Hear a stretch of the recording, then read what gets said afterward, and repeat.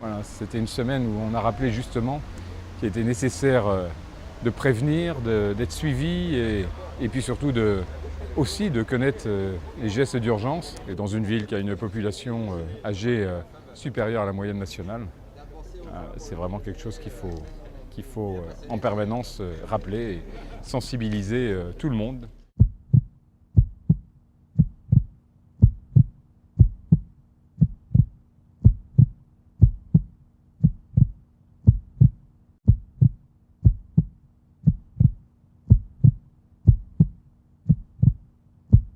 Votre cœur, c'est une pompe extraordinaire. Une pompe biologique commandée par un ordinateur biologique qui peut marcher près d'une centaine d'années. Merveilleuse pompe. Mais cette pompe qui est commandée par un ordinateur, eh bien, comme tout ce qui a de l'électronique, et chez nous c'est du courant électrique d'origine biologique, elle peut bugger. C'est-à-dire qu'à un moment, au lieu de se contracter, elle va fibriller. Fibriller, qu'est-ce que ça veut dire? C'est ça. Au lieu de se contracter, de chasser le sang, eh bien, toutes les fibres s'agitent dans un sens différent. Et donc, le sang ne circule plus, et on se retrouve dans les circonstances qui vous a été expliquées. Combien il y a eu de sportifs ou de spectateurs décédés d'incendies brûlés l'année dernière en France? 0. Combien il y a d'extincteurs et combien il y a de défibrillateurs, dans l'ensemble des lieux sportifs en France? En moyenne, c'est tout proche de 0.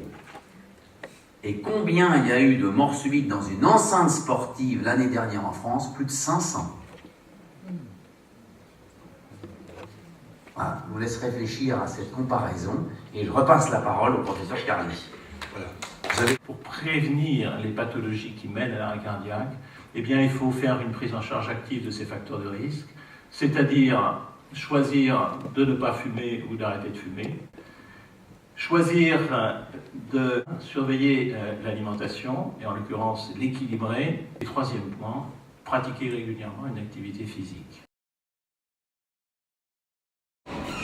Olivier, tu m'entends? Si tu m'entends, ouvre les mains, ouvre les yeux.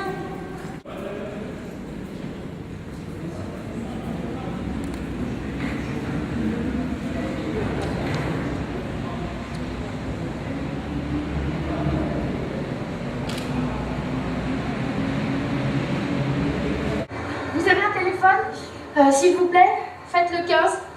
Appelez le SAMU. Vous dites que mon ami est en arrêt cardio-respiratoire. Que nous sommes passés Mickeldel à Paris dans le 15e et que je commence le massage cardiaque. Merci. Il faut maintenant, immédiatement, réaliser le massage cardiaque externe, sans attendre l'arrivée des secours. Voilà, c'est bien. Avec le talon de la main, bien sur le sternum. Voilà. On vient bien à la verticale. Et le mouvement vient des reins, non pas dans les bras, mais des reins. Allez, et on pousse. Et on pousse. Maintenant, le mouvement est bon, vous essayez de prendre le rythme. Allez.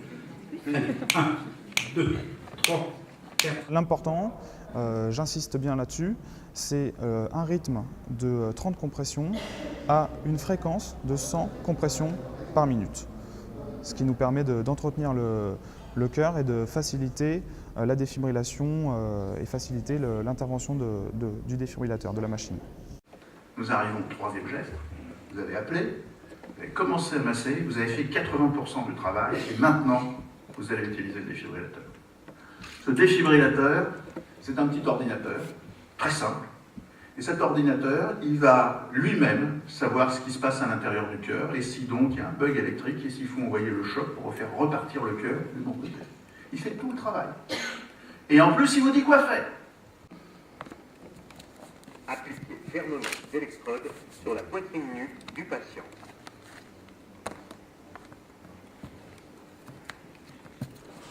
Analyse du rythme cardiaque en cours. On s'éloigne Pas toucher le patient. de façon à ce que l'on ne perçoive pas notre rythme cardiaque à nous. Appareil en charge. L'accumulateur fait son travail. À l'écart du patient. Délivrez le choc maintenant. Appuyez sur la touche au choc. Délivrez. En pause. C'est bien. Commencez la RCP. Voilà. Je retire ou? Non, c'est Non. bien. C'est le bandage. Parfait. Très bien. Alors peut-être pour préciser à Neuilly, nous avons fait le choix d'une politique d'implantation des défibrillateurs dans les lieux publics. Ce qu'on essaye de faire dans ces opérations Capitale Cœur du 1er et du 8 juin, c'est de faire en sorte que la population soit sensibilisée à l'utilisation de ces défibrillateurs.